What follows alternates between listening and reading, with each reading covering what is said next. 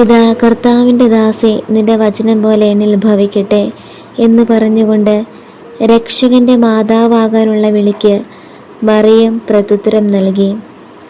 ദൈവകുമാരനായ യേശുവിനെ സ്വീകരിക്കുവാൻ ഓരോ വിശ്വാസിയും സ്വീകരിക്കേണ്ട വഴി ദൈവഹിതത്തിന് സ്വയം വിട്ടുകൊടുക്കുകയാണ്.